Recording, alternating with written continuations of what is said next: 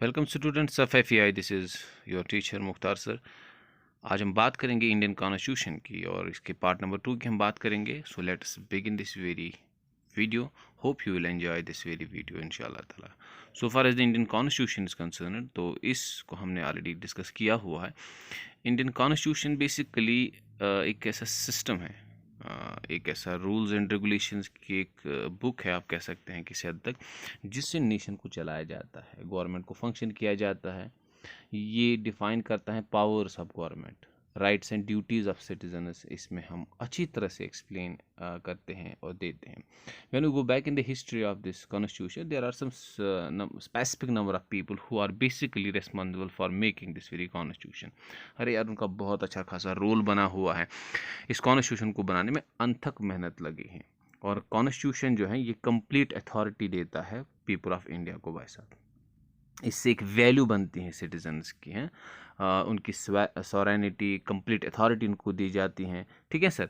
और ये कॉन्स्टिट्यूशन ही है जो लोगों की आइडेंटिटी बेसिकली देता है। तो बहुत सारे फीचर्स हैं इस कॉन्स्टिट्यूशन ऑफ इंडिया के। तो पहला जो इम्पोर्टेंट आस्पेक्ट इसका है वो फीचर है, दैट इज़ इलेक्शन। इलेक्शन आप समझ गए होंगे, ये वो मेथड है जिसके ज़रिए से रिप्रेजेंटेटिव्स को चुना जाता है, सेंट्रल लेवल पे भी और स्टेट लेवल पे भी। ठीक है। The central and the state government derives there authority from the elections. तो आप इलेक्शंस के ज़रिए से अपने रिप्रेजेंटेटिव चुनते हैं, सेंट्रल गवर्नमेंट के लिए या स्टेट गवर्नमेंट के लिए। Got it sir. तो ये इलेक्शन प्रोसेस एक मेथड है जिसमें लोगों को पावर्स दिए जाते हैं कि वो अपने रिप्रेजेंटेटिव चुने, और फिर उन रिप्रेजेंटेटिव्स को एग्जीक्यूटिव पावर्स दिए जाते हैं, और इन एग्जीक्यूटिव पावर्स की ही मदद से वो लोगों को रिप्रेजेंट करते हैं। यहाँ तक समझ आ रहा है भाई साहब? बहुत अच्छी बात। इसके बाद जो हमारा जो टॉपिक इसमें आता है, सेक्युलरिज्म। अरे भाई, सेक्युलरिज्म एक कंसेप्ट ऐसा है कि जिसमें आप किसी भी मज़हब से ताल्लुक़ रखने के बावजूद आप अपनी रिलीजियस टीचिंग्स को जो है फॉरवर्ड कर सकते हैं, उसको फैला सकते हैं। और सेक्युलरिज्म एक ऐसा कंसेप्ट है जिसकी बुनियाद पे एक कंट्री में एक सिटीज़न को उसके मज़हब के ऊपर डिस्क्रिमिनेट नहीं किया जाएगा। हर किसी रिलीजियस बैकग्राउंड से बिलोंग करने के बावजूद आपको आपके सिविल, पॉलिटिकल और रिलीजियस जो राइट्स हैं वो दिए जाते हैं। ठीक है सर। और कोई भी ऐसी सूरत नहीं होते हैं कि जिसमें आपके रिलीजियस बैकग्राउंड को लेके जो है आपको डिस्क्रिमिनेट किया जाता है। आई बात समझ में? इसके बाद जो नेक्स्ट आता है, that is parliamentary form of government. Parliamentary form of government, constitution जो हिंदुस्तान का है, एक पार्लियामेंट्री फॉर्म ऑफ गवर्नमेंट जो हमें एक बेस प्रोवाइड करता है, जो स्टेट और सेंट्रल लेवल दोनों पे इम्प्लीमेंट होता है। इस तरीके में, इस सिस्टम में क्या होता है, और सर ये जो सेंट्रल गवर्नमेंट जो होती है या पार्लियामेंट जिसको हम कहते हैं, ये हाईएस्ट लॉ मेकिंग बॉडी होती है। कहाँ पर सर? एक कंट्री में। इसी तरह से स्टेट लेवल पे जो स्टेट लेजिस्लेचर होती हैं वो भी वहाँ पर कानून बनाते हैं, बल्कि उसमें थोड़ा सा फ़र्क होता है। लेकिन आप याद रखेंगे कि नेशन में, कंट्री में, हिंदुस्तान में हाईएस्ट लॉ मेकिंग बॉडी जो है वो पार्लियामेंट है। आई बात समझ में? और जिस तरह से सेंट्रल लेवल पे सेंट्रल गवर्नमेंट को मॉनिटर पार्लियामेंट करते हैं, उसी तरह से स्टेट लेवल पे स्टेट गवर्नमेंट को स्टेट लेजिस्लेचर उसको जो है मॉनिटर करते हैं, उसके लिए रिस्पॉन्सिबल होते हैं, उसको उसके पावर्स को मॉनिटर करने के हवाले से। आई बात समझ में?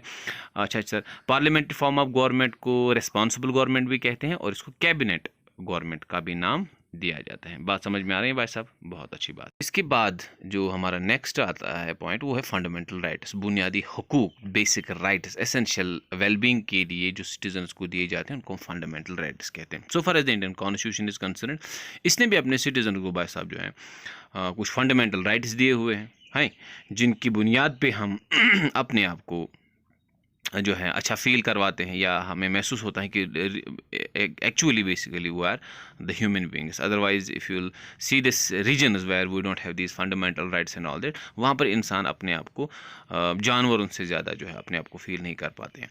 अगर कभी कभी इन फंडामेंटल राइट्स की वायलेशन होती हैं तो you can approach to the court of justice. आप सुप्रीम कोर्ट में जा सकते हैं या स्टेट लेवल पे हाई कोर्ट में जा सकते हैं, and you can implement these fundamental rights. ठीक है भाई साहब, ये चीज़ आपको याद रखनी है। So far as the number of these fundamental rights are concerned, जो हिंदुस्तान के सिटीजन उसको दिए जाते हैं वो 6 नंबर हैं। Right to equality, right to freedom, right against exploitation, right to freedom of religion, cultural and educational rights, right to constitutional remedies, एक dignity बनती है।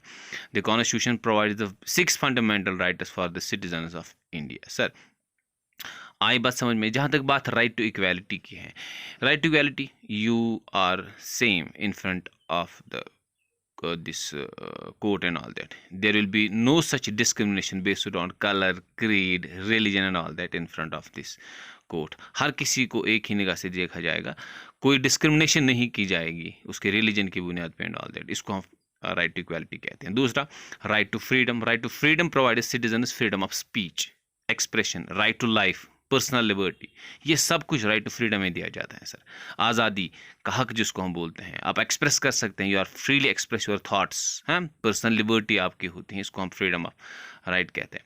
अच्छा सर, राइट अगेंस्ट एक्सप्लॉयटेशन है, ये एक खतरनाक राइट है जो दिया जाता है। आप किसी भी सूरत में किसी को एक्सप्लॉयट नहीं कर सकते हैं। जैसे हिंदुस्तान में प्रोहिबिटेड है human trafficking, forced labour, child labour, ये सारी चीज़ें हिंदुस्तान में नहीं की जा सकती हैं क्योंकि हिंदुस्तान का एक फंडामेंटल राइट है जिसकी बुनियाद पे ये चीज़ें क्राइम मानी जाती हैं। Right to freedom of religion, आप हिंदुस्तान में रह के किसी भी मज़हब को फॉलो कर सकते हैं, उसकी टीचिंग उसको फॉरवर्ड कर सकते हैं, आप फ्रीली अपने एक्सप्रेस थॉट्स कर सकते हैं आपके रिलीजन के हवाले से, या आप कोई भी रिलीजन चूज़ करके उसकी जो है वर्शिप कर सकते हैं या उसकी प्रैक्टिसेस कर सकते हैं, उसकी टीचिंग उसको फैला सकते हैं। ठीक है सर, ये है freedom of religion.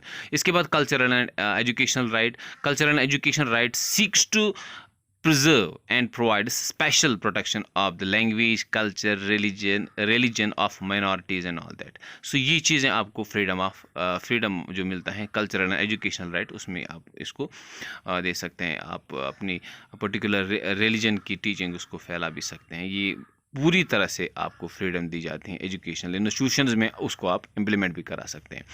Cultural and educational right इसमें आता है 6 फंडामेंटल राइट में। आप जो है एजुकेशनल इंस्टीट्यूशंस अपने मज़हब के हवाले से खोल सकते हैं, आपको कोई रोक नहीं सकता, लेकिन उसमें एक चीज़ है कि आप जो है कंट्री के अगेंस्ट में वहाँ पर ना बोले। इसके बाद constitutional remedies, right to constitutional remedies, अगर 5 जो आपके फंडामेंटल राइट्स हैं उनको इम्प्लीमेंट नहीं किया जाता है, उनको आपको नहीं दिया जाता है, तो आपके पास 6 जो है fundamental right, right to constitutional remedies, आप कोर्ट के पास जा सकते हैं। ये एक 6th फंडामेंटल राइट है कि आप कोर्ट के पास जाके अपने 5 जो है फंडामेंटल राइट्स को इम्प्लीमेंट करवा सकते हैं। So this was something about this part number 2।